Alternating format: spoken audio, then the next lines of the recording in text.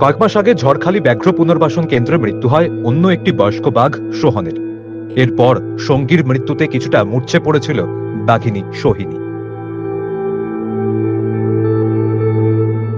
সঙ্গীর বিরহে বেশ কিছু মাস অতিক্রান্ত হওয়ার পর অবশেষে মৃত্যু হল বাঘিনী সোহিনীর।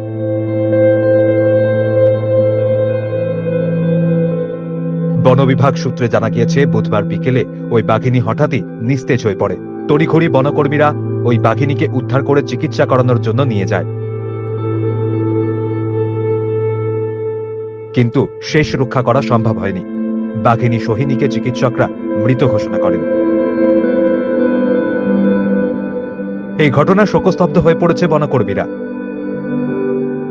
মৃত্যুকালীন সোহিনীর বয়স হয়েছিল 23 বছর। চিকিৎসকরা জানিয়েছে, বার্ধক্যজনিত কারণে মৃত্যু হয়েছে পূর্ণবয়স্ক ওই বাঘিনীর।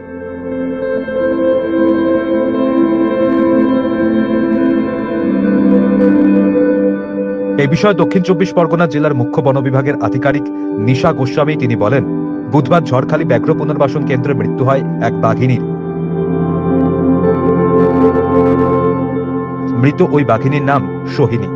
দীর্ঘদিন ধরে বার্ধক্যজনিত রোগে ভুগছিল ওই পূর্ণবয়স্ক বাঘিনী। কয়েক মাস আগে বার্ধক্যজনিত কারণে মৃত্যু হয়েছিল সোহিনীর সঙ্গী সোহনের।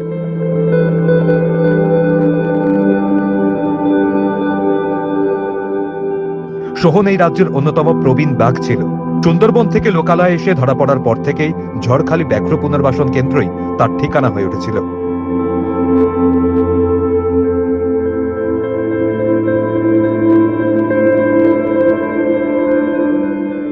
এদিকে মৃত্যুর 2 বছর আগে থেকেই সোহিনীর চোখে ছানি পড়েছিল। নানান শারীরিক সমস্যাও মাঝে মধ্যে দেখা দিত তার, কিন্তু বনকর্মীদের দেখভাল ও যত্নের কারণেই এতদিন জীবন কাটিয়েছে সে।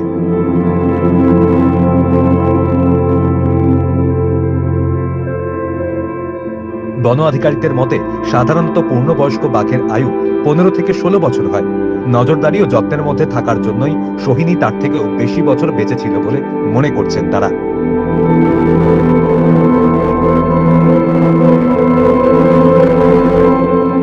সোহিনীর মৃত্যুতে এই ব্যাঘ্র পুনর্বাসন কেন্দ্রে পড়ে রইল সুন্দর আর আলিপুর চিড়িয়াখানা থেকে আনা একটি বাঘ। বৃহস্পতিবার বাঘিনীর দেহের ময়নাতদন্ত করা হবে। ময়নাতদন্তের পর দেহটি সৎকার করবে বন দপ্তরের কর্মীরা।